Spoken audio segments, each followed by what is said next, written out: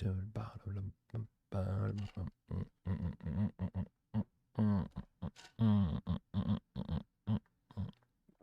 shit, we're live.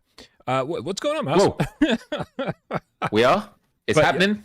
Yeah, I mean, you know, we can go back into our cave and see if we see our shadow next time. It's totally up to you. Cool. All right. See you later, everyone. We're done. Is that where groundhogs live, in a cave? Do they say, "Hey, Puxatani Phil, Mr. Phil, please come out of your cave and see your shadow"? Yeah. Well, I have to say this is references I have no idea about, so I'm just going to go, yeah, probably. Oh, yeah, you don't do Groundhog Day in the UK. Is it actually a day of the year? Yeah, have you not seen the movie? They that's what I was going to say. I know about it from the movie, okay. But I have not actually seen the movie. But you're like, they probably made this. They probably made this day up. Yeah. For a movie, they're like, hey, we're just gonna make up this silly premise that a small little town does that no one cares about, and then we're gonna make it into an entire movie. No, it's real. It's real. And as a kid, what day is it? It's who the fuck knows? Like this. No. This is American holidays as a whole for me. People go, oh, it's Memorial Day, and I'm like, what? Oh, today? Is it? I didn't even realize today was Monday, right? Like that's how I celebrate holidays here. I just people tell me what holiday it is, and then maybe like what we celebrate, because I don't understand, holidays or why we have them. February 2nd, Brian. February 2nd is when the groundhog comes out. The emergence of the groundhog or the woodchuck from its burrow. And as a kid, Miles, I thought. Yeah. The groundhog had mystical powers because it says, well, you'll have 8 more weeks of summer, whatever the myth is. 6. And 6 more weeks. I don't think, I feel as though I should know more about it because I heard about it for years and years and years as a kid. I don't like, it's just a weird ritual, man. It's just a weird ritual. Like, what are we doing? Like we're so sensitive about like, oh, we can't tell kids that Santa doesn't exist, but we're like, oh, but make sure you worship the magical groundhog who's probably on his like 17th hog. You know what I mean? It's like there's no way Puxatani Phil is like the same hedgehog, groundhog, Sonic. Okay, can we just start over? Yeah. Hi everyone, it's Friday. Welcome to PSVR without Parole. We're starting the show. Should we start the show or talk about Groundhog Day? Let's just start the show. This isn't gonna. If you guys are gearing up and you got your pizza and your coffee and your beer ready, nice. And you're like this is gonna be a good one. Let me just set expectations properly right now. It's not gonna be a good one, and so like fucking lower your expectations right now. Whoa! And then right. and now we can start the show. You good? Okay, let's start the show solemnly. All right, let's go quietly.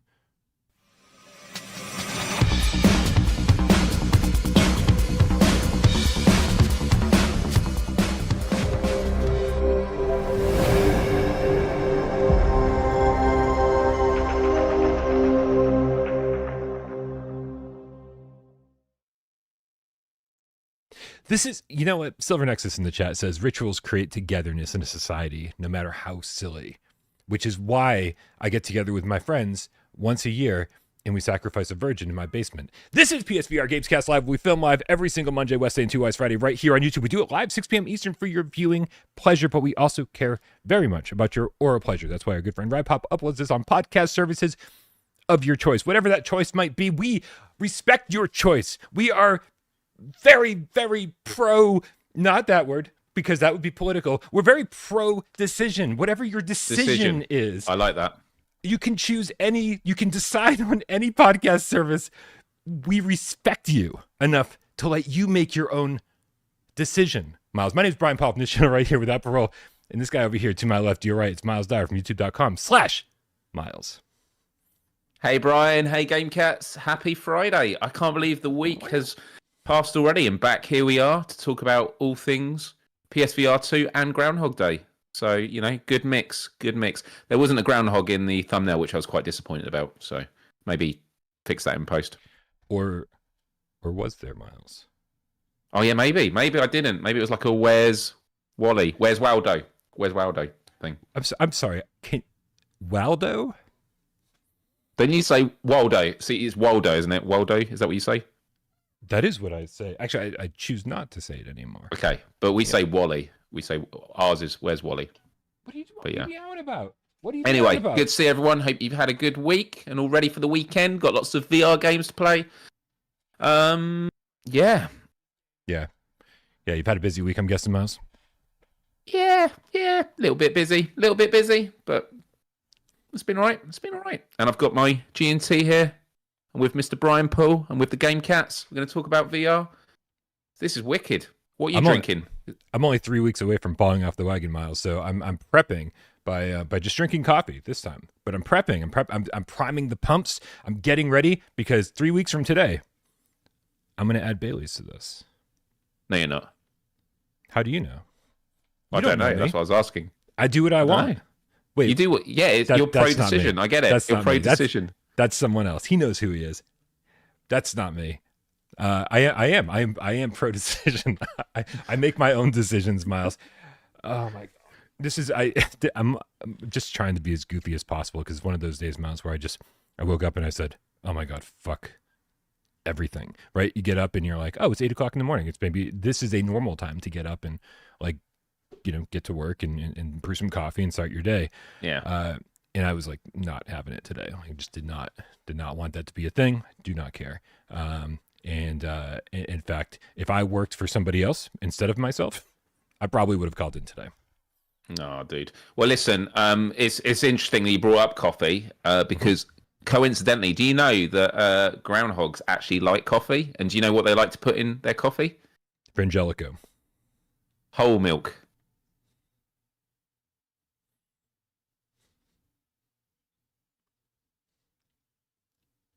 Whole milk, as in like HOLE, like not as in with the whip, the whole milk. But yeah. The Game Cat Andrew Ehrenreich with the $2 tip says, "Wait, is Groundhog Day a roguelike movie?" Yeah, it actually kind of is.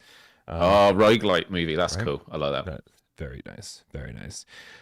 Also, Andrew Ehrenreich gifted one without Parole membership. That's very generous of you, my friend. Thank you so much for supporting the channel and surprising somebody else in the chat today. It's very nice of you. What else goes good in coffee? Usually a little Bailey's, a little Frangelico, a little... I hate Sambuca. That's not going to happen. Ooh. Sambuca is like drinking black licorice. I think Sambuca can go fuck itself.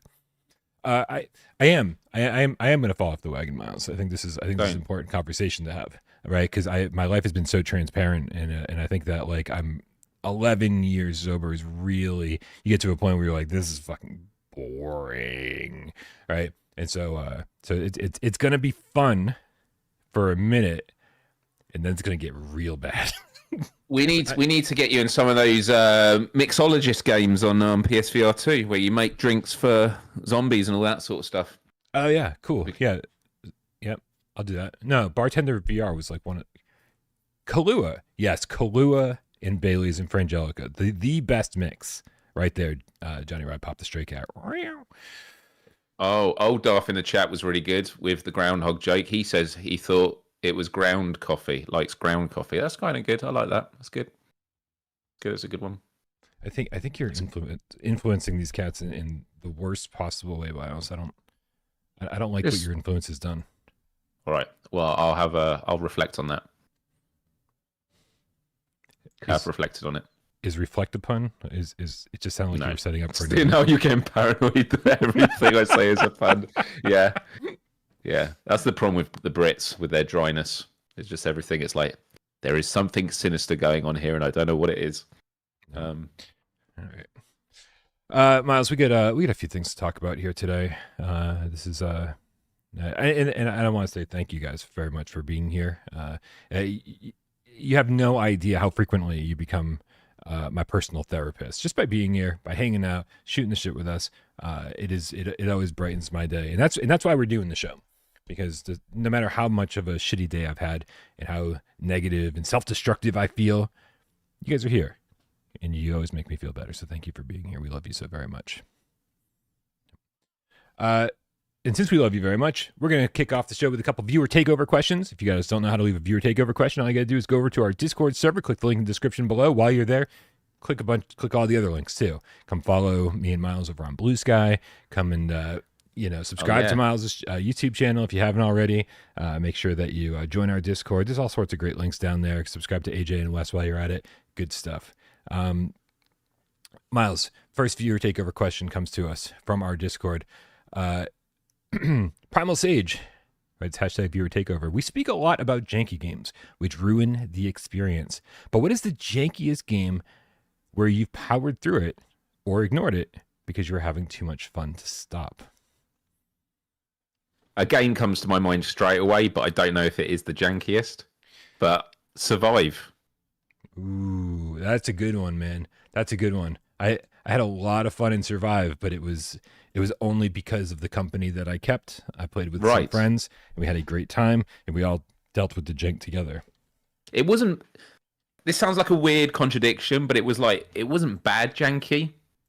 You know what I mean? Like I don't know. It wasn't. I think like bad jank is when it's like this feels unplayable. Like I can't do this particular action. Whereas Survive, it was just always like you felt like you just always had to overcompensate all the time with certain actions and that. But that was a real good time. I'm always overcompensating, Miles. What comes to your mind with jank? I mean, it's sort of the easiest answer because the game that comes to mind immediately is the game that I'm currently obsessed with, and that's Phasmophobia. Dude, I haven't played that all week, and I'm dying to jump back in. We need to play some more of it. It's so much fun, so much fun. And I'll tell you, man. I feel like I got over the jank within the first couple hours of playing. Right, there's a lot of things that you're just like, oh, you have to make this action very specific. Oh, you're holstering something, you got to make sure you do it exactly right. And I'll still drop it sometimes. You still struggle to pick things up off the floor. Sometimes you still struggle to open up some doors. Sometimes, but the thing about the jank that is the most irritating is I take a lot of people into this game and I play with them for the first time. And it kind of sucks that I spend so much time in the lobby explaining how to play the game or how to get over the jank or make sure you do this the first time you start up the game. Or if you're struggling to open a door, try this. Like there's just so many things where you have to watch other people struggle and not everybody is as comfortable with the jank, or gets acclimated to it as quickly as you do or I do. And so that's been a big problem. And I feel like, I get worried when I'm playing with other people. I'm like, are you even having fun? Because it seems like you're struggling so hard right now. Right. And so I do end up playing a lot by myself. Every time I play with other people, I'll play with 2 or 3 other people. And then when they all drop out, I end up playing 7 or 8 more games just by myself. I was like, okay, no. Dude, you play it solo. That's hardcore.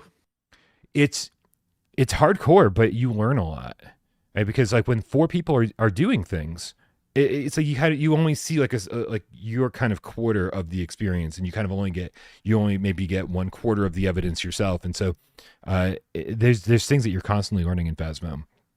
And so when I play by myself, I tend to learn a lot more and level up a little bit faster, right? So it's been so much fun, man. Phasmophobia is one of my favorite games on PSVR2, and it's also probably the jankiest. So it's kind of rough. I'm putting together a Brian bite just so I can have a video out about it. Because right now I don't even know a score that would make sense, Miles. Right? What score do you put on a game that you absolutely love but is janky as fuck? Right?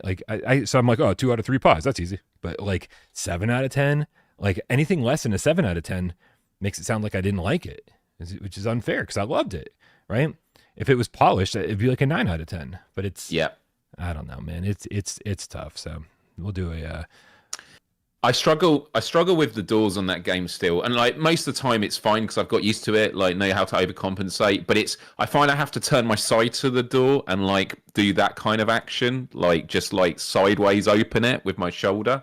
And sometimes you get to a door where you're supposed to pull it, not push it, but you don't when you're pushing or pulling the door the wrong way. There's no sense that you're even moving it. It's just why is it not doing anything?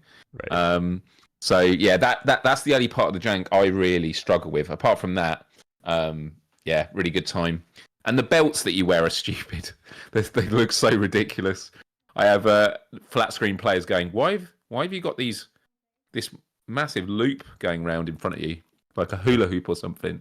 I mean, Like, it no. does. It looks exactly like a hula hoop. That's exactly what it looks like. But I mean, like the flat screen players have the hoop too. It's more centered, right? No, they don't have it. No. Oh, okay. Interesting. I've Yeah. only played with people playing flat like once or twice, and so that's weird that I didn't notice that. There we Interesting. go.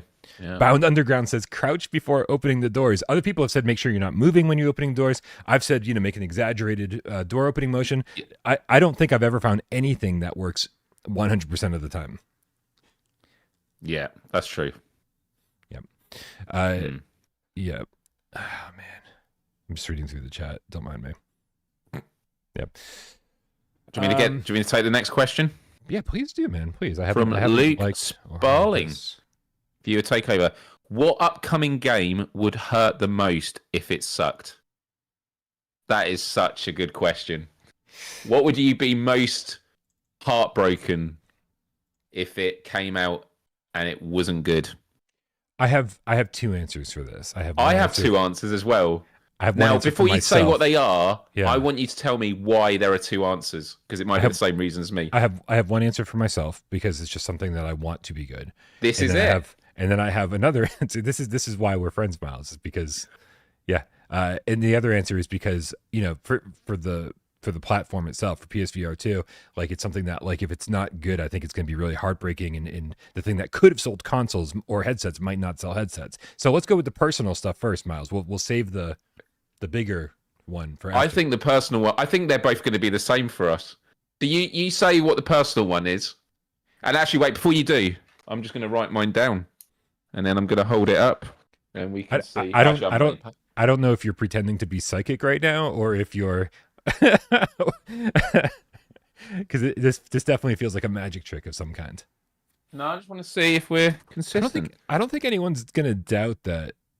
I don't think anyone's going to think that you changed your answer or anything like that. No. Let's find out. Right, I've got mine here. What is your personal one? It's going to be wrong. My personal one is Alien Rogue Incursion. Yeah, there it is. Yeah. Yep. Okay.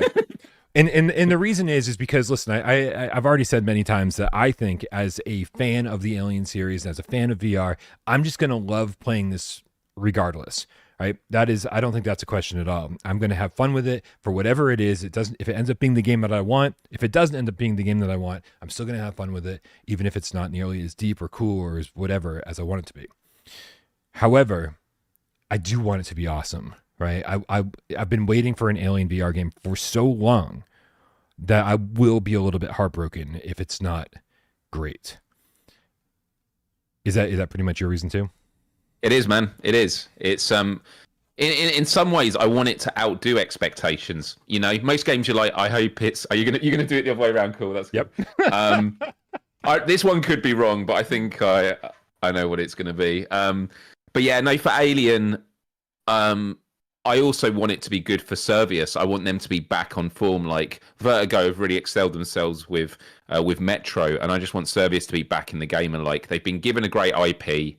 And this is what they can do. And so, although we said it's a personal one, it does actually mean a lot for the industry as well. Because it's like, these are the titans in many ways of VR. Like, they've been there since the early days of VR. And if they can have a good IP, whether it's Metro or Alien, and they can knock it out the park, it will fare well for other IPs to do the same. So, yeah. Not long until we get to play it. Right. Have you written it down already? I have. And my camera might be flipped. I can never remember, so it might be backwards, but it's... Okay, so this is one that I hope that I would... It'd be very heartbroken if it didn't do well, because it'd be bad for the industry. So I was going to say Behemoth. Interesting. That is not what I wrote, Miles. Okay, what did you say? I wrote backwards Aces of Thunder. Okay, no, but that's another good one. Because I think that Aces of Thunder is a game that is something that something the community's been asking for. We didn't get another Ace Combat or Air Combat or where the hell it goes by, and we didn't even get many of those on PSVR 1, right? The fact that this is going to be a full-fledged single player and multiplayer game, the fact that it looks so beautiful, the fact that like it's coming from a really established developer, these are all, very, very big deals, right? This could be a game that sells headsets, and if they fuck it up, I think that it's going to be detrimental. Like not that any one game will sink a headset, right? But this is a game that, I mean, just like Gran Turismo 7, that we're going to be pointing to and going, you fucking need a PSVR2 headset because of this game. It's another niche of simulation, isn't it, that hasn't been fully catered for on PSVR2 yet. It's not to say there aren't great flying experiences on PSVR2, but there's not the one that you would say you have to. Like GT7 is a no-brainer. Anyone that comes over to play your PSVR2, you're just like, just check this out for a minute. Especially if you've got a driving rig, you like for this. And for me, like, I've enjoyed the flying games so far, but they're not ones I've really gone back to. And to be fair, this could be exceptional, and it might not be one I played lots and lots, but it might be one that I say, hey, anyone that comes over, this is on my list of, like, here are 5. Or, you know, I normally have, like, 10 games in mind, and depending on who the person is, it's just, like, get a sense of this. So, yeah, no, that's a really good shout. Behemoth, for me, is just the fact that Skydance are stellar. You know, they've stepped away from a big IP. With The Walking Dead, it's a question now, can they stand on their own with their own IP? Because it is their own IP, right? Like, Behemoth? Absolutely. Yeah. Yep. And so for me, and by the way, the question of this isn't things that we think are going to do bad. But like, if Behemoth did flop, that would be devastating just because they're a great studio and they're really waving the flag. And also, a lot of people have high hopes for this, and I want Skydance to do well. So, yeah. Listen, it's funnily enough, it's the opposite of the Alien piece, because my Alien piece was I want it to do well because then it proves that you can do popular IP in VR. And the reason I want Behemoth to do well is to prove that that the studios can go from doing an IP to doing their own thing and succeeding on their own as well. And like, obviously both those journeys are important. Yeah. Whoa, massive shout out for the 10 memberships from the MarvelSod. Wow. Yeah, MarvelSod gives a 10 without pro memberships. Holy crap. Look at all these people who are hanging out in the chat, not saying a goddamn word, and then just get exposed by the MarvelSod. Now, actually, most of these people I recognize. Most of these people I recognize. A couple of them stand out as names I don't see very often, but it's good to see that you guys were hanging out and watching. Ha, you've been exposed. Brian, something that's not on the run of show, but I'm just going to throw it in here as a little extra mini topic, because we talked about it on last Friday's show, and we actually jumped into this game straight after, but obviously we haven't spoken about it since then. Gorilla Tag. Oh my God. yeah, we played a bunch of Gorilla Tag. Yep. What did you think of it? I had fun with it. Good. Yeah. I mean, listen, it's a free to play game, and I absolutely totally understand like why there's a huge fan base surrounding this game over on Quest. I don't know if that fan base will present itself on PSVR2, because I think PSVR2 does skew older. But as an older gentleman myself, Miles, I got in thinking this is going to be fucking terrible, and I had a lot of fun. It feels like a virtual playground where you get to, with the very cool locomotion system. The climbing felt fun. The just getting around felt fun. You and I, Miles, along with, was it Izzard and Bethink? Yep. We got in there. Oh, and it was Roy Martini was in there too. Who else was it? People were coming and going. Good mix. We had a lot of fun, but we barely played. Goober was there. That's right. Yep. Goober and I, we get along like that. Yep. For those that want to know, just naturally, I thought it was cross-play because there were a lot of Squeakers in there, but it was just PSVR2 only. Dude, I told you when I jumped into the PSVR2 version before I created a lobby or whatever, it was the exact same situation as when I started the Quest game. There are a bunch of kids, like little kids, with PSVR2 headsets. Because the second you enter that lobby, it's like, hey, what's going on? Oh my god, I just got from shut up. That is literally, they said the same thing to me as well. Yeah. It's like 17 like little kid voices all at once, and you're like, oh, I'm never gonna be a parent. This is the sound like yeah, it is the worst thing ever. But dude, it proves what I said my hope was for Gorilla Tag is it could set the groundwork for games like Rec Room to come over. Because like seeing that and seeing all these kids with high pitched voices on there, I'm just like, okay. So there is a young player base on PSVR2. So Rec Room, and there might be a long term appetite for it. My only feeling with Gorilla Tag is, I from what we played, I feel like there weren't a huge number of locations, and I don't know. I thought it was more of like there was just going to be hundreds of different worlds and like custom levels you can go into. Maybe there are, and we just haven't seen it yet. But it seems to be just like one area with like these different like pieces you can go to. So it might be massive, and I just barely scratched the surface. But there was one game we did go into that was super cool, which was the maze. Oh, where you get shrunk down to a thing, tiny. Right? Yeah, and I thought that was really cool. So there were some really cool things in there. But my goodness, it is exhausting to traverse around. Like, you are going to get gorilla arms playing this game. You and I, we barely played any of the official modes, right? Like right. I will say it's kind of cool though, because the whatever one gives you the slingshot with like the balloons on your back, it's kind of Mario Kart. Like, it's kind of like Mario Kart battle mode. And I was like, I think it's going to be fun. Like, like if you don't have like anything to do and you just have a couple hours to kick back and hang out with a bunch of friends, like it's very Rec Room like. It's a social space. You get to shoot the shit and like be like, oh, you want to play this game now? It's like, oh yeah, sure, okay. It's I don't do a lot of that in VR. I don't do a lot of that in gaming, period. Right? Usually when I'm like, I want to play a game, I'm like, I want to play a specific game, not just hang out with a bunch of people. And in fact, like as I alluded to earlier, when I play Phasmo, I get so like when we're sitting on the truck trying to make decisions at the very end, or when we're sitting in the lobby trying to get a game going, I'm like, can we fucking speed this up? Like the social part of it, like the social part of playing the game, fun. The setting up and the breaking down is like, can we just move this along, please? Like, my tolerance is so low for that kind of like, just we're just hanging out. I just don't have that kind of time, I guess. It just stresses me out, like, let's move this along. Mm-hmm. So I don't think I'll be playing a lot of Gorilla Tag, but like I can certainly see a future, once I've fallen off the wagon and just am drunk all the time 24/7, where it's like, oh, I'm just gonna go play Gorilla Tag. I always sound like a gorilla because I'm like, oh, I'm fucking up all the time. I loved how ecstatic you were when you discovered, ahead of all of us, that to get up, it was like, how do you get up there? Oh, you do this. You can climb from both sides. You're like, oh my God, look at the speed. Well, it was because it's in the trailer. I hadn't seen it before, but yeah. Yeah, trailers. Who pays attention to trailers? Exactly. All they do is ruin things. No, well, it was because it was you and me and a few other people, and we were bouncing around and like trying to like use our hands to bounce off the ground and run and jump and climb a little. But then we got in there with Think, and he's obviously played a lot of Gorilla Tag in his life, we saw him go, boom, boom, boom, boom, boom, like right up the side of a building. We're like, what was that? Like, and I think the minute we noticed that, like, oh, there's more to even the locomotion system than meets the eye. Yeah, we were like, yeah, we're so on board. It's like there's some shit to learn in here, and I'm excited about it.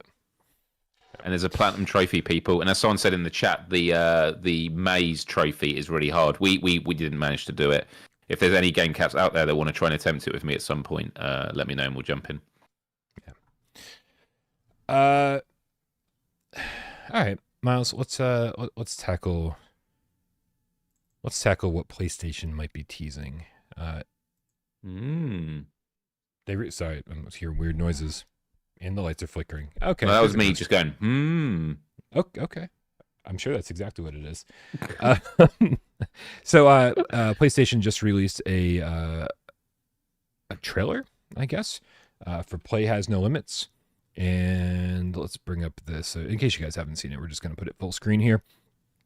There's no gameplay footage in here. There is no CGI as far as I can tell. There's a bunch of hidden sacred symbols around this city. And it just seems to be like a promotional video for PlayStation themselves, right? It seems like a very high budget commercial for nothing other than the brand. But people online are kind of diving deep into this, I guess we should say. in saying that there is more here than meets the eye, and Sony's kind of famous for that. They've done a lot of commercials in the past that do feature more than meets the eye. What do you think PlayStation is teasing with this trailer, if anything, Miles? Or do you think it's just a, brand promotion? I don't know, man. Like, the 30th anniversary is coming up. I haven't actually worked it out myself. Is it on the so it's on the billboard, like in the airport or wherever it is, when you've got all the dates coming up? I couldn't see which line it was, but where the date is. It's the very top. It's the very top line, above all the arrival and departure area things. It would be the very top, and it has it says 03/12/2024 or something like that, right? So saying it's not the American way to do it, but it does imply a December 3rd. I think that's what the date was, December 3rd. Right. Delta Charlie in the chat says they're trolling us. Yeah, I mean, look, people always say, like, is there a showcase coming? And when we were hearing all these reports from internally at PlayStation, or maybe it was on the financial reviews, sort of the meetings they do, where it was, I'm going to mess up the terminology. It was like there was going to be no existing IPs, right? Games of existing IPs released, I think, until the second quarter of next year, so like till April. But that means the end of this year is when you start announcing. Like, this would be the time to do a showcase. Yep. But this is, I feel like, a broken record, because I think we've been like this for two years now, because we've been so burnt by Sony. Like, the whole idea of a showcase is coming and then it doesn't, and now the state of play is having more of a showcase feel to it. So is there going to be something special? It could literally be a blog post, but they could do some kind of announcement. I mean, Naughty Dog have been working since 2020, I think, on their new game. It's just been revealed. Neil Druckmann on a podcast recently was saying their new IP they've been working on since 2020. Like, doing a showcase, we want PlayStation to do a showcase where they finally unite and say this is what to expect for the second half of the PlayStation 5 cycle, because that's kind of what happened with PlayStation 4, wasn't it? It was God of War, Ghost of Tsushima, The Last of Us Part 2. It was all those big hitters, and that was done like looking ahead over quite a few years. And I think especially after the PS5 Pros come out, when that was marketed, it was just showing games that, like Ratchet and Clank. Yeah, that was a launch title. Or Spider-Man, which, by the way, Spider-Man 2 on PS5 Pro is just absolutely incredible, and it's got me playing it lots again at the moment. But yeah, so all I'm saying is I'm expecting a blog post, but I would also not be surprised and would love it if they did come out and say, hey, we're doing a PlayStation showcase or some kind of special live event for the 30th anniversary. I mean, they do lean into the fact of, like, the history of PlayStation. Look at Astrobot. Like, they know the value of so many of their customers are people that have lived and grown up with it. You say they know the value, but I feel like they're only now figuring out, or only now discovering, or only now acknowledging that, like, this feels more recent. This doesn't feel like something that they've always been known for. Sony's not really. But Astrobot, when the PS5 came out, had the whole room with all the consoles of the past and stuff like that. So, but I'm with you. There's definitely, I think PlayStation's had a bit of an identity crisis with the change of leadership, the leaving of Jim Ryan, the weird sort of console launch window with COVID and the supply issues, and then PlayStation being so far ahead of Xbox that they actually could do decisions that weren't necessarily consumer friendly. Obviously, they had backlashes. What was the one decision they made? And there was so much backlash, they then reneged on it. What, PlayStation? I can't remember. Was it PlayStation Plus cost or something? I don't know. I mean, I remember that they were going to take, like, PSP and PlayStation 3 games off the store. That was it. And that goes into what you were saying about the value of the. So yeah. So I do agree with you, and I think I just feel there has been this bit of identity crisis of, like, where actually they stand with it. So yeah, this is a classic example where there's a question, I sort of express my thoughts, and I'm basically not giving a definitive answer. I'm basically saying it could be one thing of one end or thing of the other. I would love for it to be a showcase. It wouldn't surprise me if it's a showcase, but it wouldn't surprise me if it's a blog post. I mean, they've already announced the 30th anniversary consoles and that. I mean, I've just been charged for my pre-order that I totally forgot about for the controller. So what else could they be doing? Well, let's start there. Let's start with showcase. Okay. Right? It would be a perfect time for one, right? Just as the holidays. I mean, like, not that the holidays don't start ramping up before this. I think December 3rd is a little bit late. If you're going to do a showcase, you want to get people excited. You want to make sure that, because Microsoft just put out their campaign, right? Like, this is an Xbox. This is an Xbox. Right? This is an Xbox. Did you know that? Did you know, Miles, that everything's an Xbox? Like, that's an Xbox. Oh yeah. Yeah, it's all an Xbox. Oh, dude, I've got an Xbox here as well. So everything's an Xbox, Miles. And so let me just take a drink from my Xbox. Oh, how does that Xbox taste? Yeah, liquid Xbox. Tastes all right. It's so like it's if you're trying to get out ahead of the competition, and you're trying to say, hey, like this is why you should purchase a PlayStation 5 or a PSVR2 or whatever this holiday. You want to start that in like now. You want to start that in like early November. You want to start that before now. And so doing something on December 3rd, I think, is a little on the late side.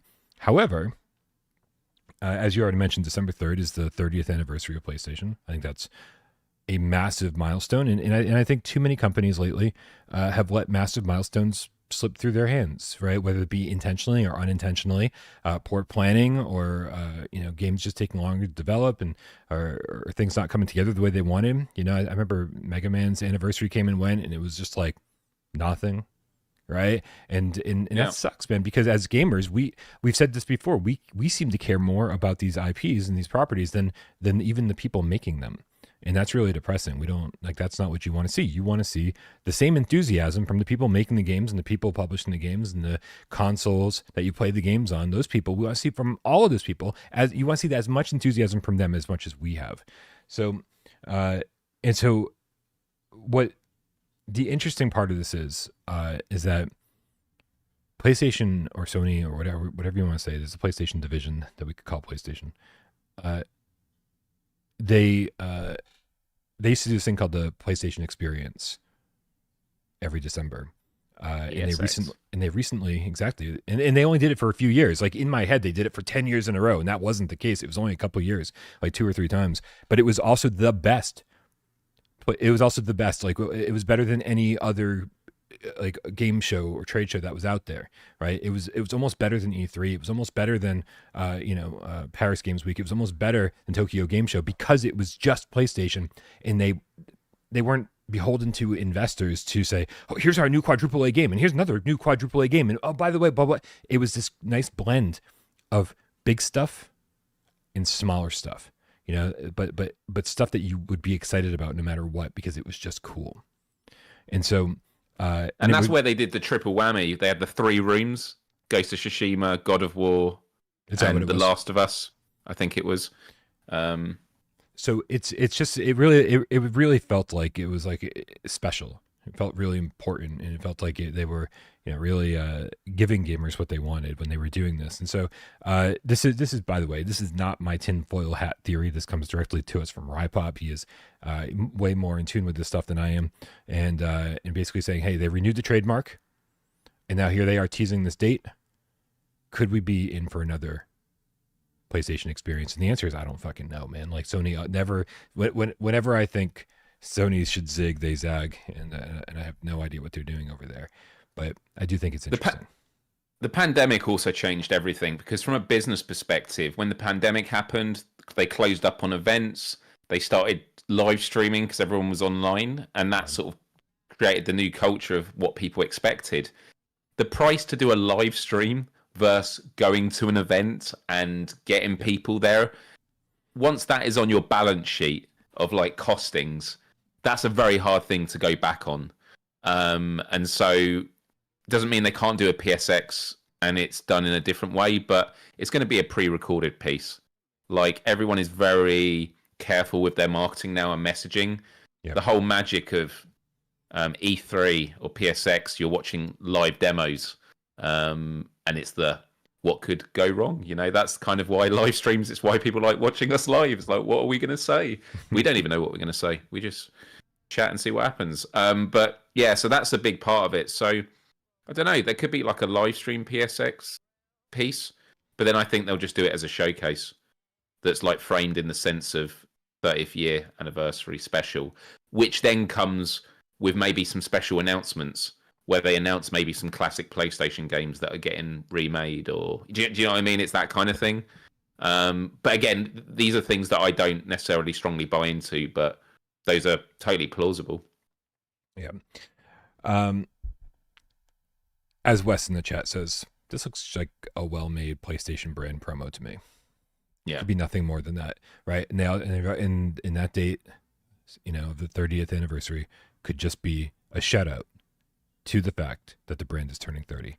And you know, we've definitely learned not to get too excited about anything, especially when it comes to Sony. They deliver less than they ever have before, and you know, that's it. And also towards the end of the year, you've got the Game Awards, and if you're doing something as Sony, although when Sony does their own live streams, they're always breaking records and that, so there is a lot of value there. But when you're doing the Game Awards, you're speaking to gamers, PC gamers, Xbox gamers, Nintendo gamers, and PlayStation tend to give Jeff Keighley something every year. And so for them, it might be just, we don't need to do a showcase because the Game Awards, where everyone's going to be watching, we can throw a few things in there, and then at least we're catering to people that perhaps have never given PlayStation a go before. So that's another thing that comes into play as well. Anyway, no matter what happens, whether this is something to be excited about or not something to be excited about, the rest of the year is looking pretty awesome. We got great things to come, still great announcements ahead, still great games being released this year. So stay tuned. Stay tuned. Things are looking pretty bright.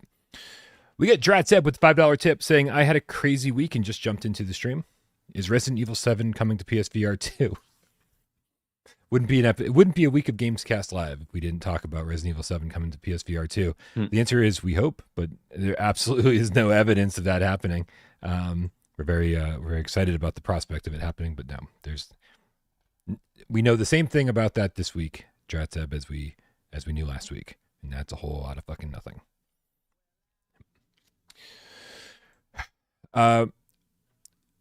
Miles, looks like the Black Friday sales have already been leaked. Yeah.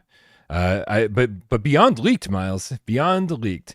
Retracted. It sounds, what? No, didn't it leak because it appeared somewhere and then they somewhere official and then they took it down?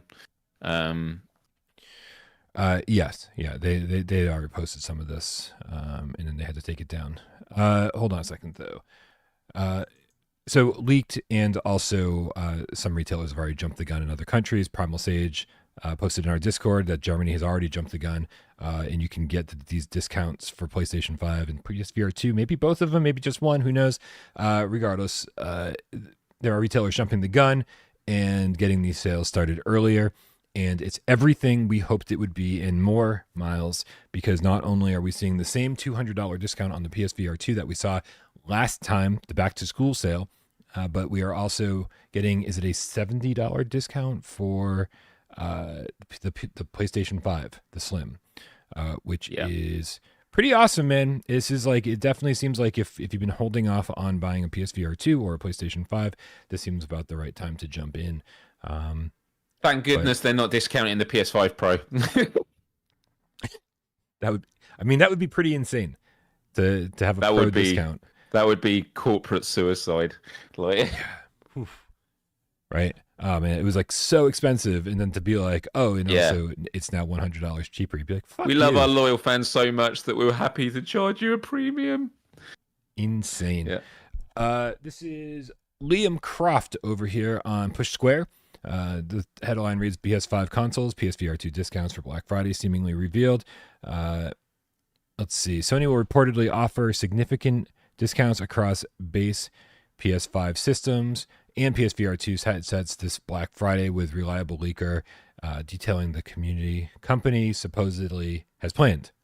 The report focuses on Europe, but Sony has already confirmed via a PS5 advert that the base PS5 Slim systems will be $380 for the busy buying season. $380 is pretty damn good for a Slim PS5, Miles.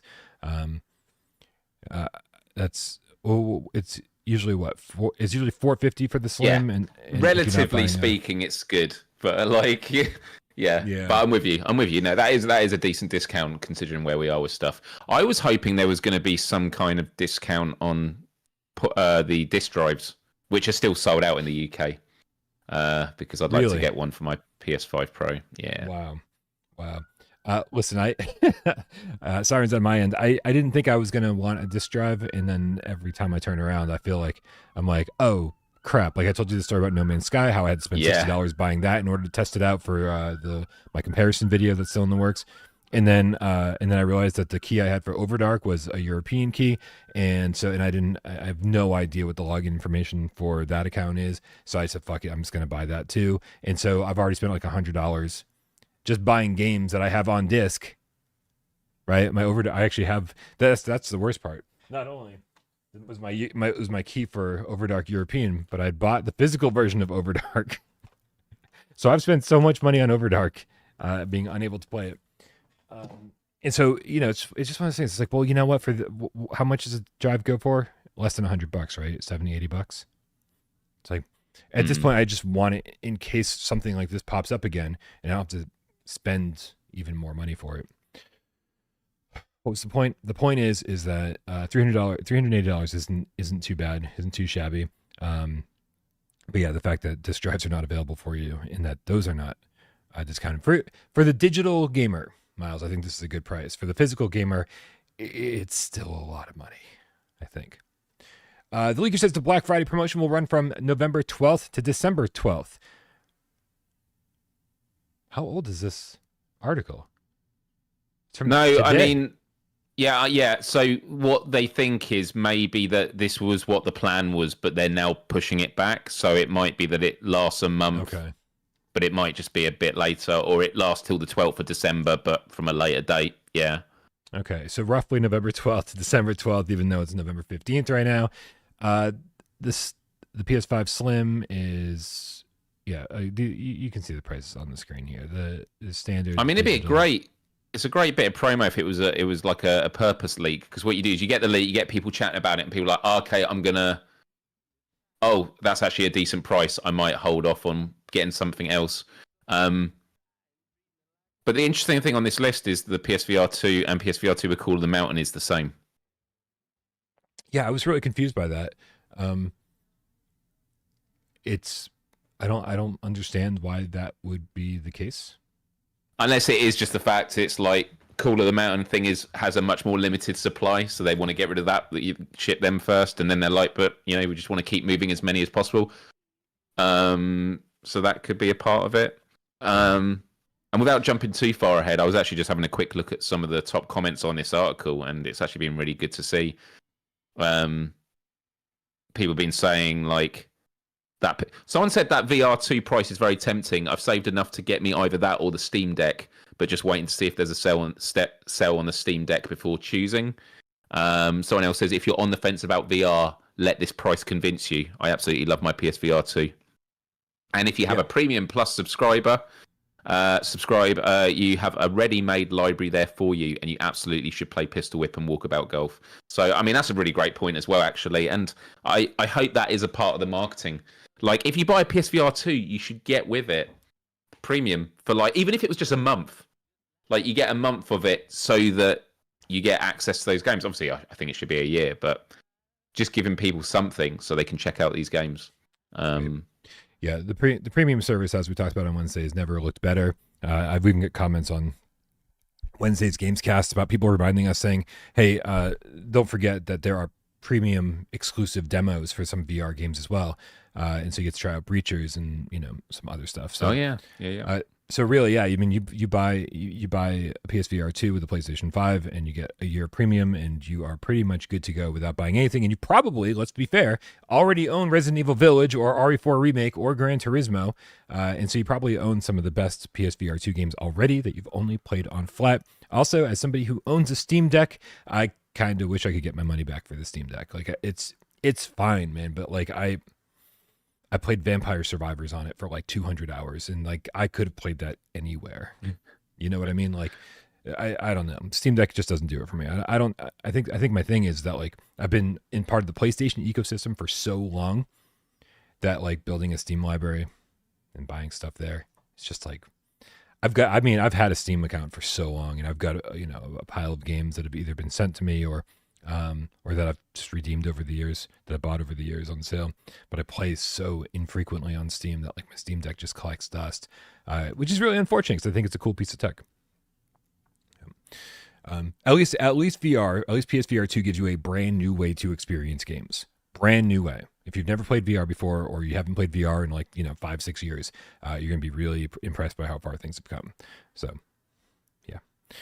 Red Sea Gaming says Target ad starting Sunday has PS5 digital Fortnite bundle and $375 and PS5 physical Fortnite for $425. Yeah. I actually bought my PS4 Pro as a Fortnite bundle. So I got this special skin with it and some V-Bucks, I think. So yeah, Fortnite keeps diving in with these pros. Although that's for the regular ones, right? Yeah.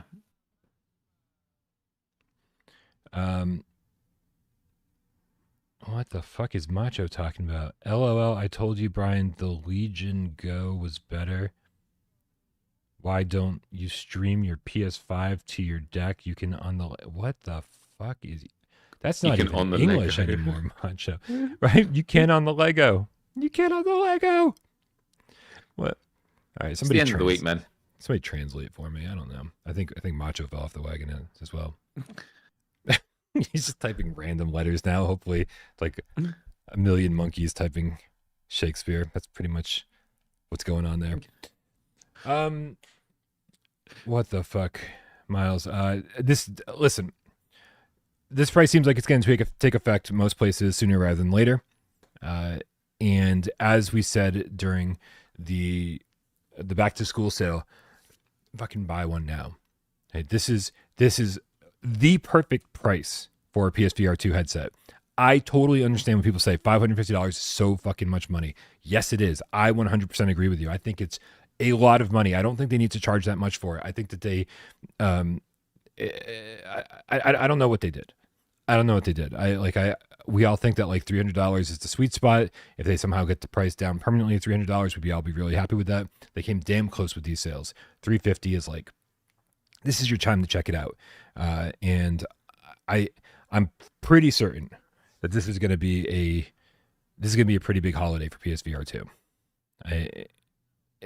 At least the evidence so far has, I say evidence, the anecdotal evidence that I can supply from running without Parole has shown me that these sales are amazing for our headset, right? We get tons of new subscribers. We get lots of people commenting saying, hey, I just found you guys because I just picked up a headset on the discount, on the sale, blah, blah, blah, the whole thing. And so this is going to be really, really good for the holidays. And this is something that you and I, Miles, and everybody else on this channel, I think we all agreed on. We said we need to get that price back down to this for the holidays. And then hopefully after the holidays, when sales start to slow down again, you find a way to permanently reduce the price. And hopefully they're listening, and hopefully they're going to be able to do that, because I don't know if things have stagnated or what the deal is, but it sounds like we're sitting at like what, 1 or 2 million, and this thing deserves way more attention than that. I just love the fact that you can get if this sale is what it is, you're going to be able to get a PS5 and a PSVR 2 for the price of a PS5 Pro. So, yeah, at least on the UK price. Yeah. Yeah. Yeah, these are all UK prices on here. Oh, we got euros as well. We got euros, and yeah. But yeah, it's under £700 for and I think it was $699 for the PlayStation 5 Pro. I've just sort of washed that price out of my head. Don't like to think about it. Yeah. Yeah, I haven't even checked my bank statement since they charged me for the Pro. I've just been like, if I don't look, it's not going to be true. It's not there. It's not there if I don't see it. Yeah, for real. For real. Oh, man. I have to get a second job. All right, Miles. How do you feel about playing a little 4-minute challenge and getting out of here? Yeah, dude. Wow, I'm surprised we've covered a lot of ground in this, and we're coming towards the top of the hour. So this is perfect. Yeah, I think so, man. I think so. Let me just choose my game because I'm choosing. Yeah, you are. Oh, have you not chosen? No, I always like to choose when you remind me at the end. And when I say remind me, like for the 100th time. Like we do talk before the show what the thing is, and yeah, I type up a whole run of show so you know what we're going to talk about and make sure that you're prepared and do a little some last minute research. And Miles goes, "I'm good." Whatever it is, I'm sure it'll be fine.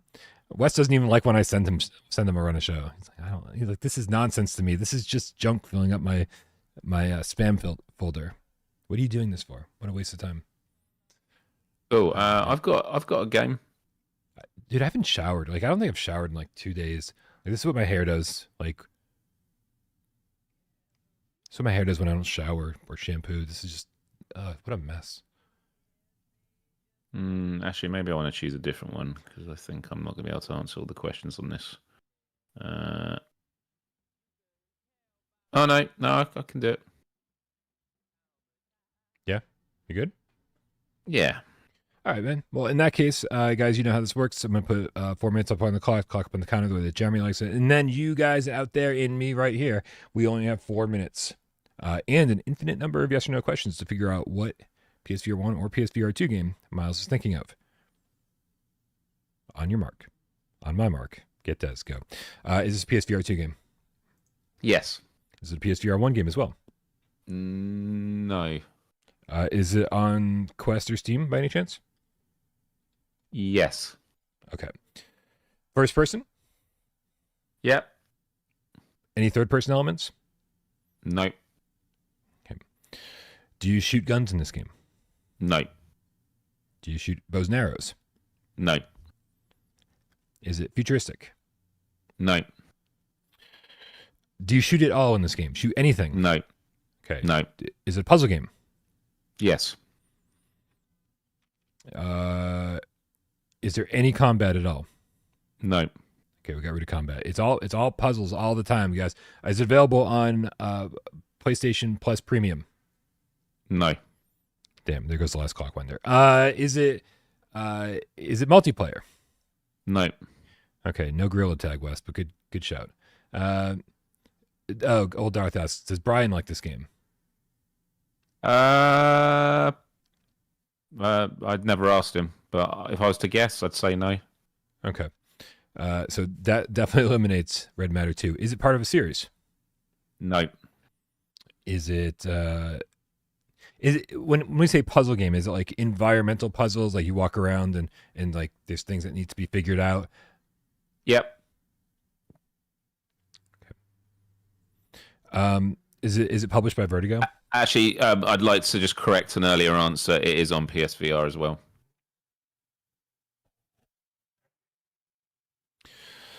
I have to rewire my whole brain for this. Is it made by Vertical Robot? No. Is it made by Arvory? No. Is it made by Servios? No. Is it made by Binary Mill? No. Has this developer made other PSVR 1 or PSVR 2 games? No, I'm going to say. Okay. Is this a game? Is this a franchise that existed prior to the VR games?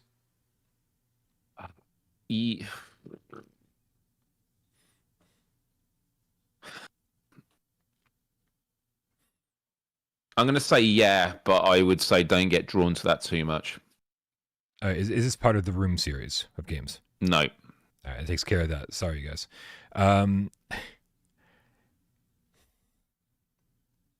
PSVR 1 and PSVR 2 puzzle game.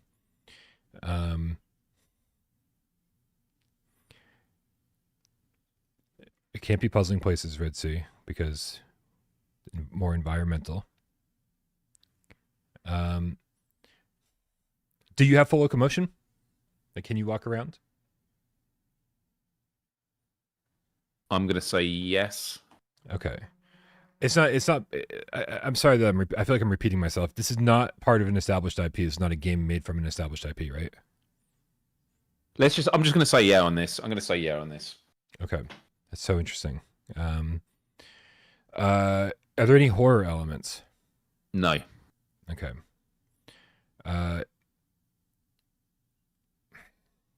Do you like this game? No. You don't like it. I probably don't like it. It's not horror. Is there any learning involved in this? Educational? No. Wanna ask about the art style, maybe? Is it realistic? No. Is it cartoony? Yes. I hate this game so much, whatever it might be. Is it like is it Tin Hearts? No. Tell me what it is. I lost. It is, Brian, the murder of Sherlock Holmes. Boy, I was right. I do hate this game. Yeah. Yeah. And the reason I said about the IP thing is Sherlock Holmes has existed in franchises, but like it's not a licensed game, right? Right. Yeah. Yep. Yeah. It's a good one.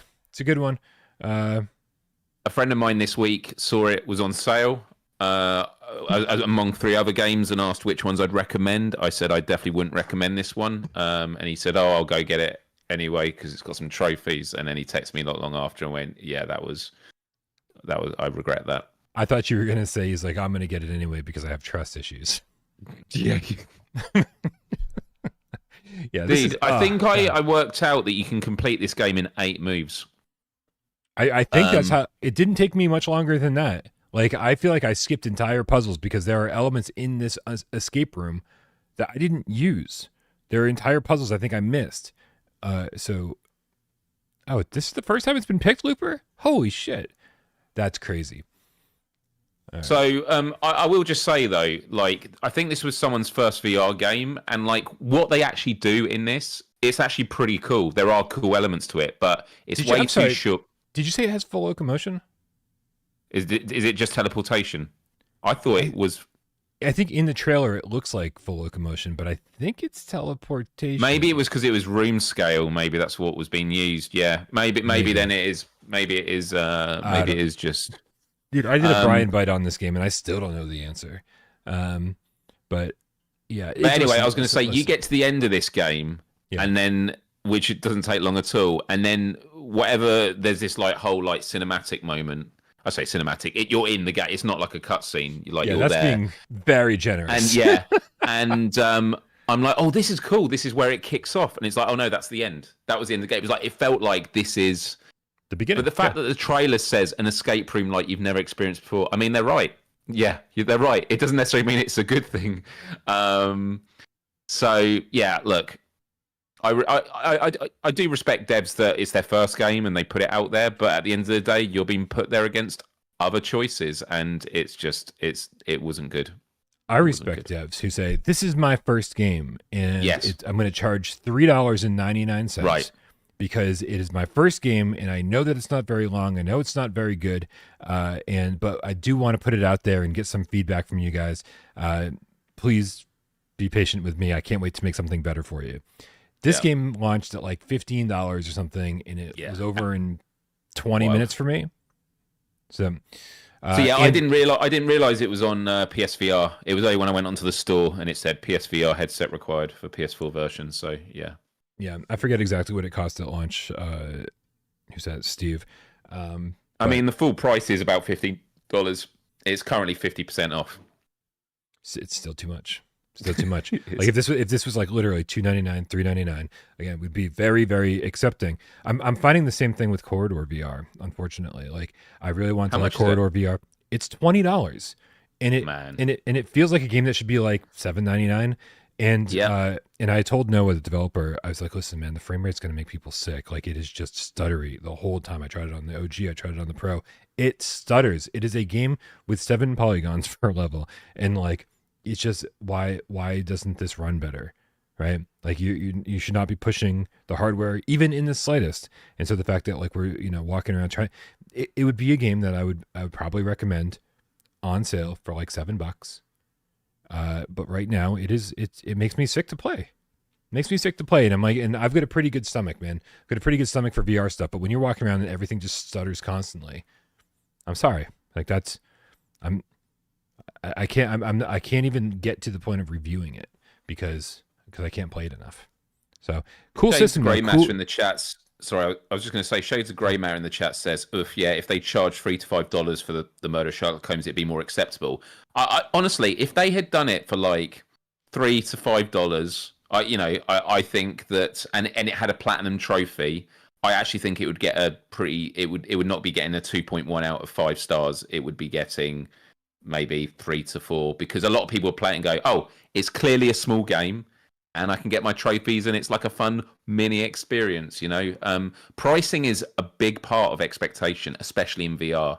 Like when you see a certain price, you have a certain expectation of what value you're getting, and it often is to do with the duration of the game. Yeah. I mean, like you said, Miles, when this game ends, it feels like it's just starting. You're like, oh, I solved a couple puzzles, and now I've discovered the kind of like the whole, what's it called, man? Like the whole premise. We don't want to spoil it for anyone. The whole premise of what's going on here, and it feels like they're about to say, okay, now that you've passed this test, here's a bunch more rooms to explore. Yeah. And yes, whoever's asking in the chat was saying it's just one room. The answer is yes, it's just one room. And it feels like it's about to open up and be like, oh, here's a bunch more. They're not even promising like, oh, hey, we're gonna make 3 or 4 more escape rooms for your $15 for you to download as we complete them, as we make them. The 18 floors model, which was not also a very good model because they never fucking finished that. Yeah, I don't know. Also, I don't want to say spoilers, but Sherlock Holmes really pissed me off. Yeah. Yeah. It did. Anyway, it's not just about the length of the game. It's not. Because honestly, Miles, if I've played games that are very, very short. An hour long, 2 hours, 3 hours, 4 hours. Not this short though. I mean, I've played experiences on PSVR1 that were this short. Right, but we're in a different age now, man. Like, you know what I mean? Like contextually, I think back then you could justify that. 100% agree, Miles. Except the point is if it's the most mind blowing experience during that 20 minutes, 30 minutes, 1 hour, 2 hours, 3 hours, 4 hours, then good. I'm glad that they cut out all the fat and like don't make me feel like I'm like tracing and retracing my steps just to reuse the environment.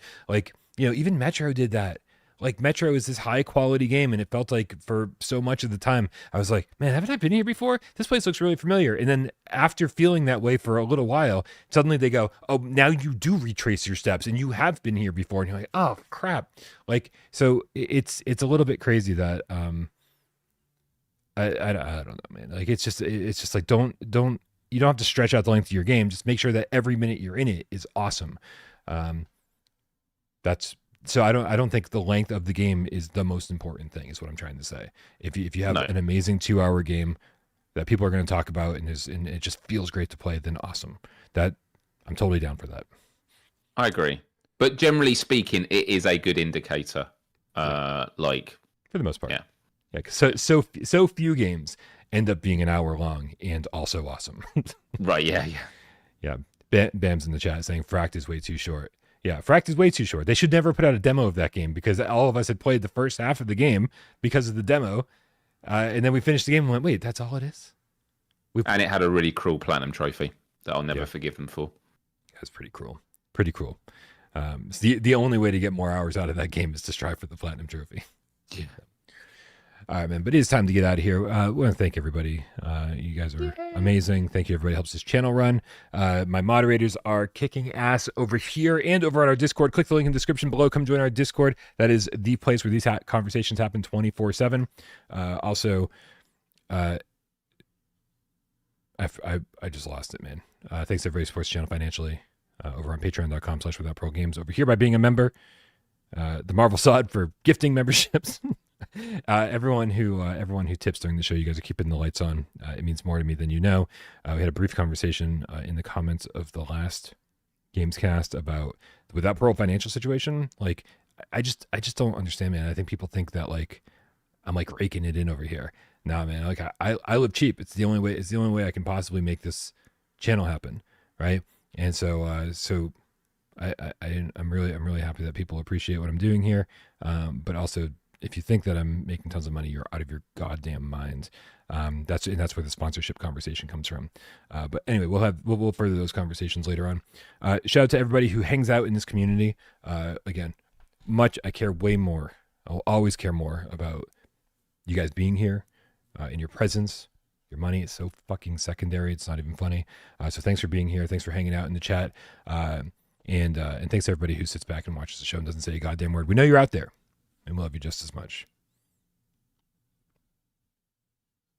No, you got nothing. You're not gonna. You normally say. Oh, happy Friday, Miles. Is that what I said? Happy Friday. We're so used to the rhythm. I was just like, yeah, I am going to say something, but you normally wish me a happy Friday first, or else I don't know. But yeah, happy Friday, Brian. Happy Friday, Game Cats, and I need a shower. We will see you next time. And Brian needs a shower. I do. Look, it's disgusting. Look at this hair, man. It's awful. Here it is, you guys. Your clip of the week, courtesy of our good friend Izzard. Let's go. I'm a little bit concerned that it wants us to get evidence with an EMF reader, and we got none. I had nothing with EMF. It didn't move the needle once. Not even when you went near things that had been moved? I sat there over top of things that moved, and it didn't even move. Did you switch it on? And it was on the whole time. You want to know something? It would be better if I switched it fucking on. All right, I got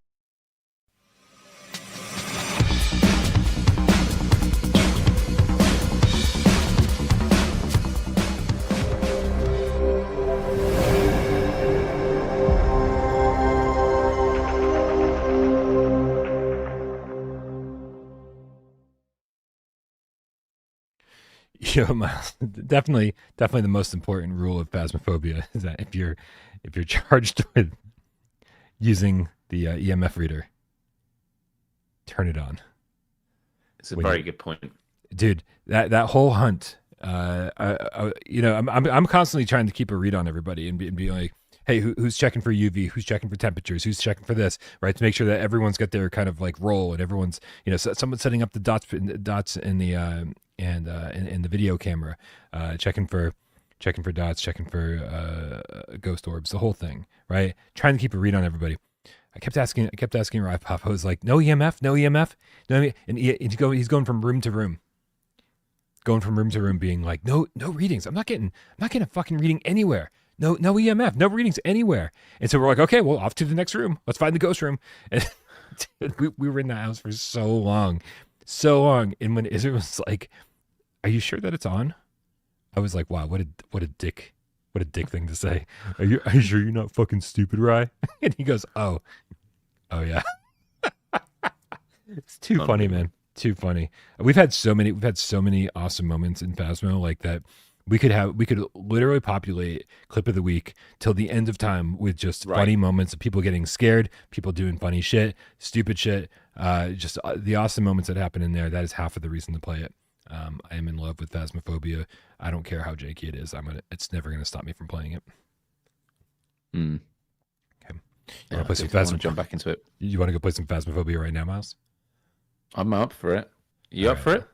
I'm up for it because I do not feel like sitting here and editing videos like I planned on. So I would much let's go bust some ghosts. All right, who's coming with us, huh? Who's coming with me?